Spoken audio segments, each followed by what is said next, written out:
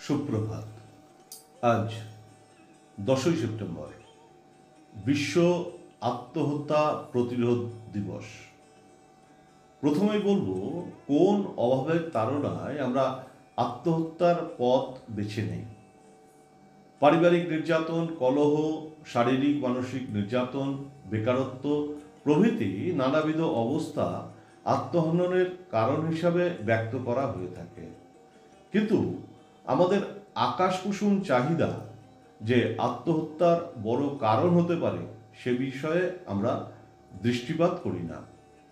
আমাদের ছোট্ট ছোট্ট চাহিদার বীজ আমরা আমাদের সন্তান, আমাদের কাছের মানুষের মধ্যে সযত্নে রোপণ করে থাকি এবং সেটা ফলন হওয়ার সাথে সাথেই চাহিদাগুলো বাড়তে থাকে।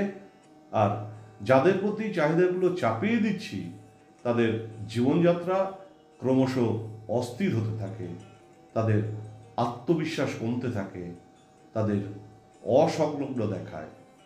আর আমরা ভাবি তাদের পড়ার চাপ বাড়ছে বা তাদের কাজের ধকল তারা নিতে পারছে না। তাদের মাথায় তখন শুধু জেতার পরিকল্পনা আর হেরে যাওয়ার ভয়। নৈতিকতা থেকে দূরে সরে যায়। কেউ কেউ হয় মাদকের শিকার।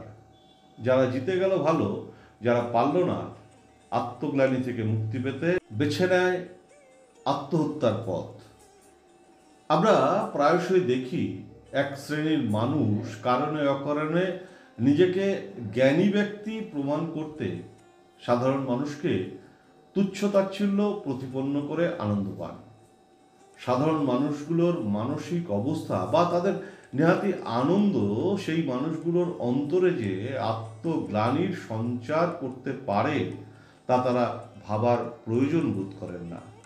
এ বিষয়ে তাদের সচেতনতা আবশ্যক। প্রসঙ্গত শোনাই জীবনমুখী কবির বিখ্যাত কবিতা জীবনের হিসাব থেকে কিছুটা অংশ। বিদ্যে বোঝায় বাবু মশাই চড়ি শখের বোটে, মাঝিরে কন বলতে পারিস সূর্য কেন ওঠে, চাঁদটা কেন বারে কমে, জোয়ার কেন আসে। বৃদ্ধ মাঝি অবাক হয়ে ফেল ফেলিয়ে হাসে। বাবু বলেন, সারা জীবন মরলি রে তুই খাঁটি, জ্ঞান বিনা তোর জীবনটা যে চারিয়ানাই মাটি। খানিক বাদে কহেন বাবু, বল তো দেখি ভেবে, নদীর ধারা কেমনে আসে পাহাড় হতে নেবে। বলতো কেন লবণ পড়া সাগর ভরা পানি। মাঝি সে কয়, আরে মশাই আমরা কি আর অত জানি। বাবু বলেন, এই বয়সে জানিস নেও তা কি, জীবনটা তোর নিহাতি খেলো, অষ্ট আনাই ফাঁকি। আবার ভেবে কহেন বাবু, বলতো রে বুড়ো, কেন এমন নীল দেখা যায় আকাশের ওই চূড়ো। বলতো দেখি সূর্য চাঁদে গ্রহণ লাগে কেন। বৃদ্ধ বলেন, আমায় কেন লজ্জা দিচ্ছেন হেন। বাবু বলেন, বলবো কি আর বলবো তোরে কিতা, দেখছি এখন জীবনটা তোর 12 আনাই বৃথা। আজ শিশু সাহিত্যিক সুকুমারের মৃত্যু দিবস।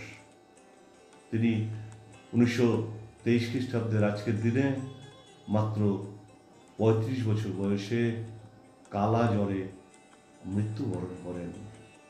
তিনি জীবন মৃত্যুর সন্ধিক্ষণে দাঁড়িয়ে হাস্যরস সমৃদ্ধ অসাধারণ সৃষ্টিশীলতার পরিচয় দিয়েছেন।